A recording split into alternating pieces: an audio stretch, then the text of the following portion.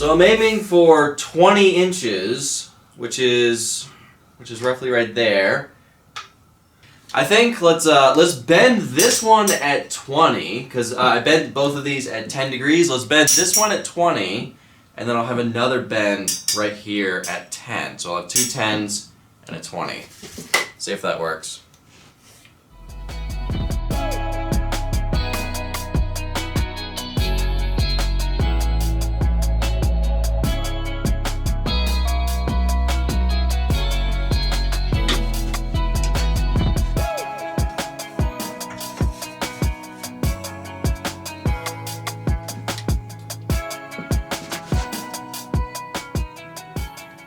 So again, I was aiming for 20 on the outside, and it's 20 and a half. So that's close enough. It didn't have to be an exact measurement, so let's go with that.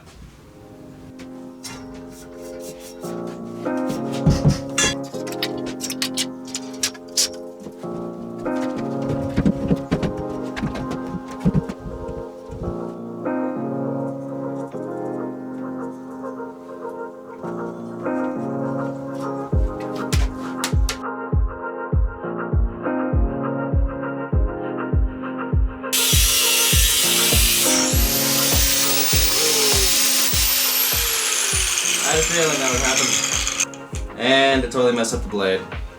Or the disc.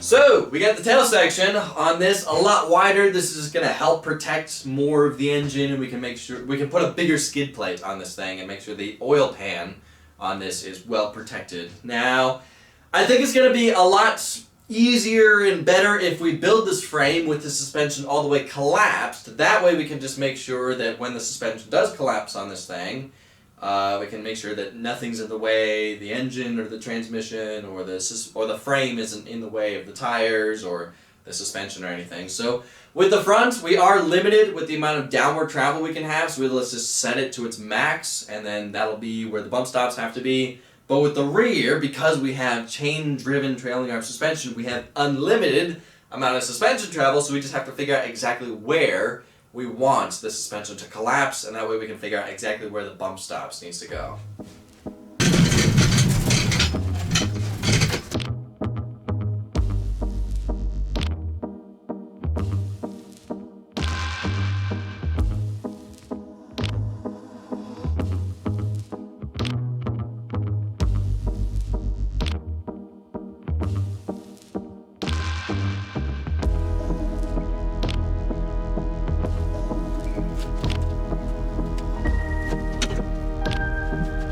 A little too much.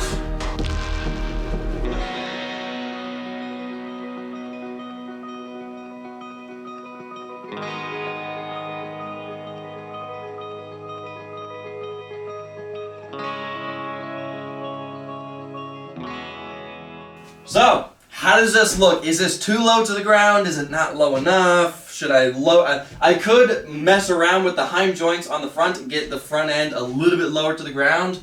Right now they are almost bottomed out. I got another like half an inch of, that I could lower this thing.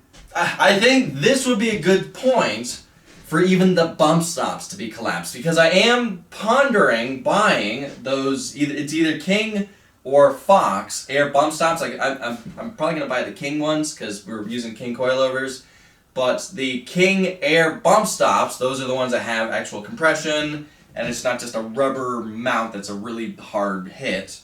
So, but those are like either $400 or $500 for a pair, and I'd have to have 2 pairs, so that's an extra $800 or $900 for those. But it would be really awesome to have those. For this project, that would just make the suspension a lot better, and if I do use those, I would make it to where this is the point where even the bump stops would be collapsed. So therefore we can just make sure that the frame's never going to go any lower than this, the suspension's never going to hit higher than this. And actually right now, the frame, the front is a little bit less than 7 inches off the ground, and the rear is 7.5. So I think that's good. You know, we don't want this too low, because we don't know if the ground surface is going to be uneven or if there's going to be rocks. I don't think we want to go any lower than this. I think this is good.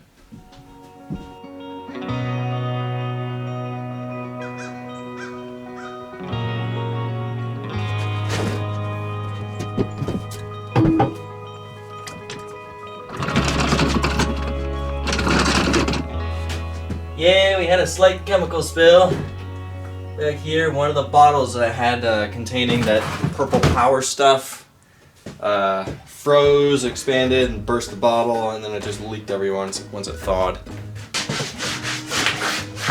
I'll clean that up later.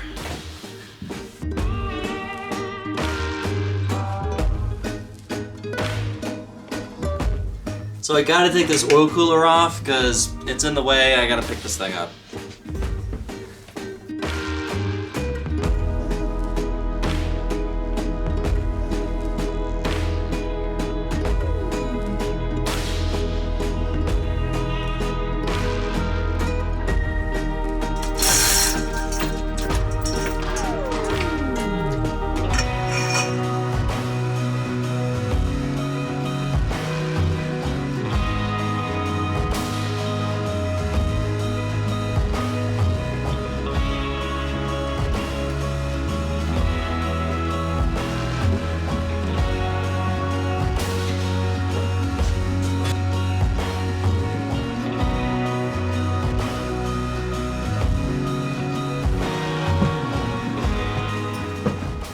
So, I just spent like half an hour getting this engine perfectly level this way as well as this way and trying to figure out exactly where this thing needs to be. Now, on the CBR 1000, the engine is like directly over the tires, the center of the tires, and I kind of want to have the same on this, but if I do that, there is plenty of space for the secondary transmission and oil cooler. I just measured the distance between the jack shaft and this mount on the engine, and on the CBR 1000 it's 20 inches, and on this it's like 30.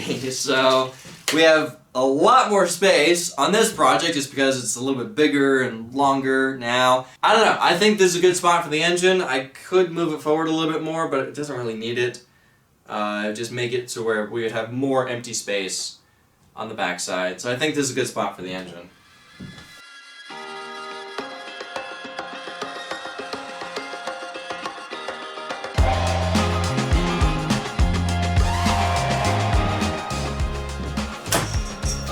Oh no! Oh, I just kicked it! Dang it!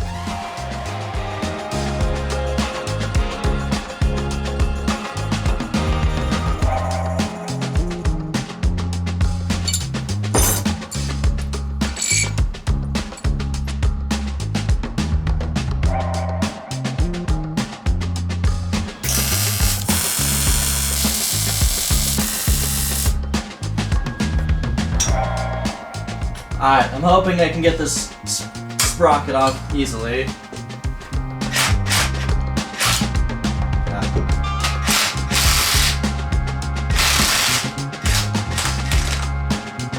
That was easy. Oh wow, that has a lot, look at that. That has a lot of play to it. Wow, look at that. That has a lot of play to it. Ooh, man, it's not great. Yeah, these splines are pretty worn away on the sprocket. So, we get the rear engine mounts tacked into place. Now, for the front, what I did for the CBR 1000 is I just had pieces of tubing going from here up to here.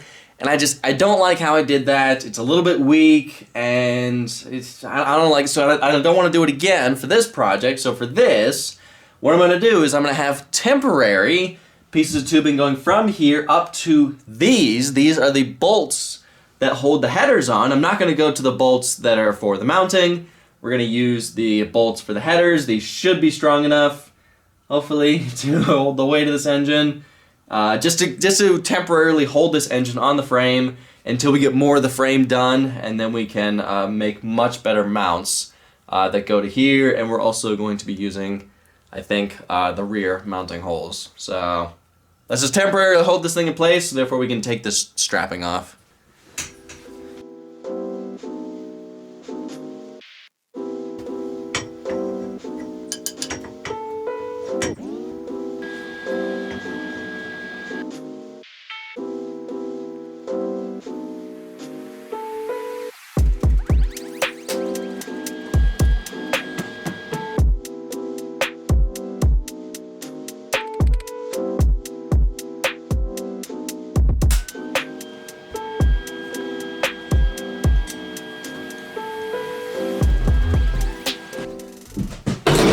So, last night I was watching the video of last time we were at Durham Town, and I was watching when I was jumping the CBR 1000 project, and I was noticing just how close the frame was getting to the ground.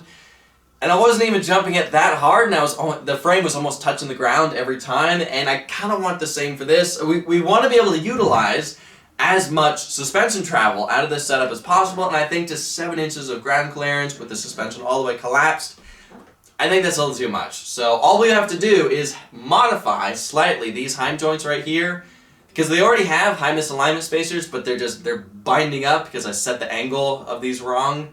But if we just modify them slightly, which isn't going to weaken them that much, they should be fine.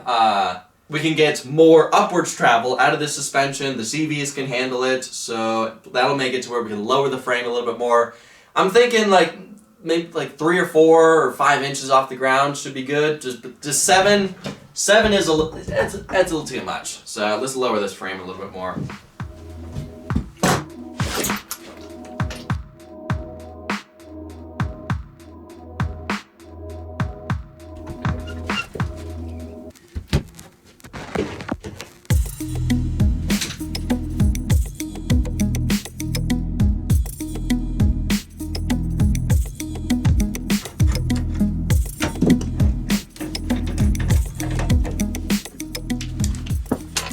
So, now that we can get a closer look at these heim joints, obviously we don't want to weaken these things, but I bought these a little oversized for this project, so I think it'll be fine. Now, the bottom A-arm, that's the one that's, holding up the whole weight of the frame, so we don't want to modify this one too much, but we can just shave off just a tiny bit of material off of this surface right here. That way, we can just get just a little bit more angle out of these things. And actually for the bottom heim joints, we can actually modify the high misalignment spacers a little bit more, because there's actually a decent amount of material left in this surface right here, so we can actually take like 30 or 40 thou off of this and still have enough material to hold this in place. For the bottom heim joint, we can modify this one a little bit more, but for the top heim joint, this one's not really under that much force. All it really is doing is just keeping the spindle straight up and down. So we can just take some material. And for some reason, it's really hard to move this one. Yeah, for some reason, this one's a little bound up. I don't know why, but yeah, we can just take off just a little bit of material right in here.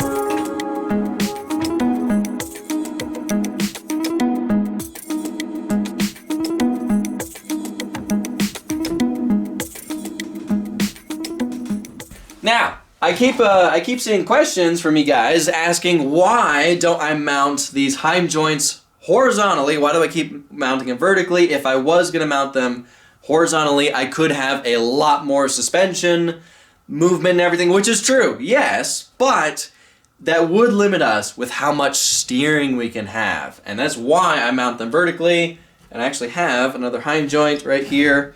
So if I was going to mount them horizontally, we would be limited to about right there. We would be limited to that is as much as we can turn the tires, but because I mount them vertically, we have that much we can turn the tires. So that's just, you know, we need the extra amount of being able to turn this thing because of how long this thing is. I don't want to have to turn around in a football field every time I need to turn this thing around. So that is why I mount them vertically instead of horizontally. And if you get this angle correct, then you don't have to do this this modification that we just had to do to get the amount of suspension that we need. So also, yes, these can be mounted vertically. They work in either direction.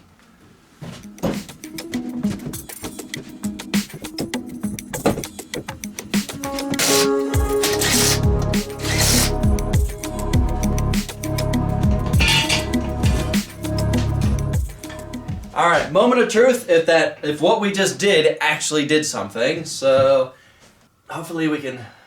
Ooh, that's a lot more. Look at that. That's like what, 2.5, maybe 3 inches. So yeah, awesome. That actually worked. That did something. So now let's lower the frame a couple more inches and see what that looks like.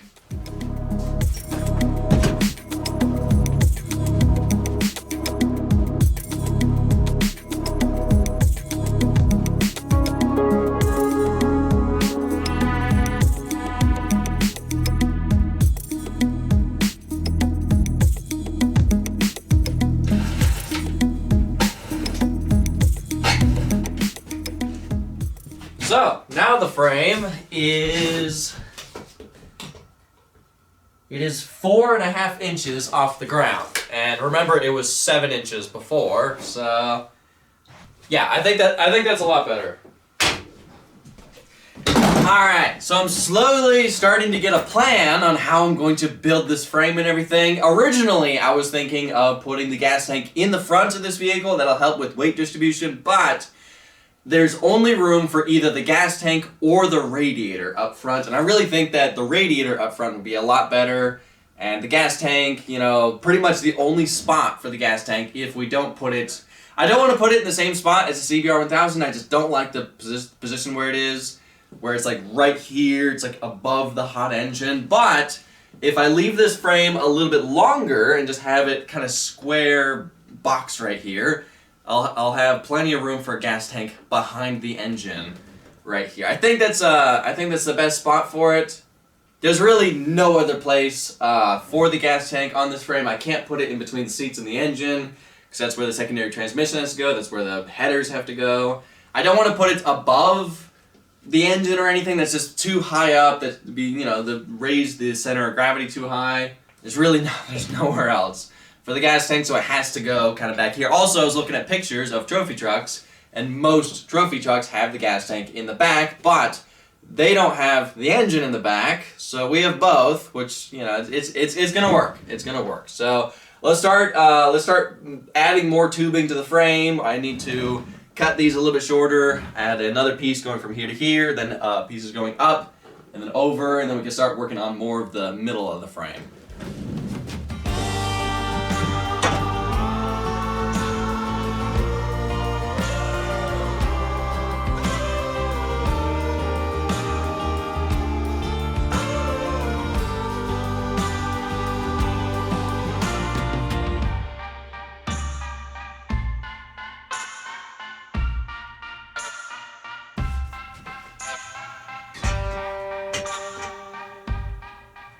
So the more I'm looking at this, the more I'm like, it's way too boxy. I do plan on, the reason I'm adding this stuff first is I plan on adding tubing going from here all the way to the back, and I need to figure out what height and everything because I kind of want it level with this or just slightly lower. So that's why I'm adding this tubing now. How does that look? Is that, I don't know. That way the shock can be in the middle of here and here, and then I also plan on doing another piece of tubing going from here to here. So it'll be, at the end, it'll be something like that. So this line, I don't know if you guys can see this, but this line on this brick is when the suspension's all the way extended. This is where the shock's going to be mounted. And I'm trying to figure out at what angle do I want to mount these shocks. Because originally I wanted to have them like at this angle, which would make it to where this bar that has just enough clearance for this bar. But I kind of want to bend this tubing so it doesn't look so boxy. I kind of want to bend this tubing out a little bit and then back up to over there. And if I did that, I would have to make the shock more upright, which isn't, I don't know, it isn't the end of the world. I could bend this tubing forward a little bit more. I could always do that. Yeah, I think to get rid of this boxy look, let's cut this piece of tubing and bend it forward so it's more upright, and then therefore we can have this piece of tubing bend out over it and then back, and still possibly have the shocks at an angle just like this. So let's just move kind of this corner forward more, but keep this piece of bar right here. I think that'll definitely help with the look of this thing.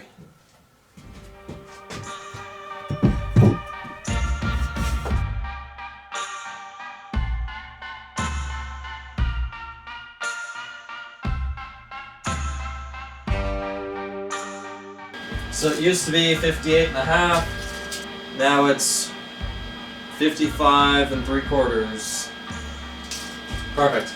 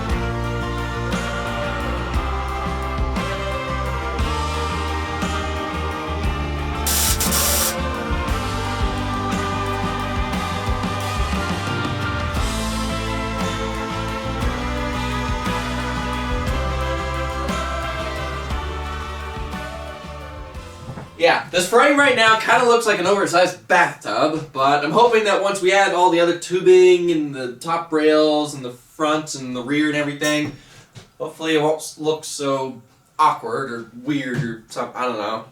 Because in person, I don't know if this is coming across on camera, in person this just looks like a hot tub, looks like a bathtub on wheels.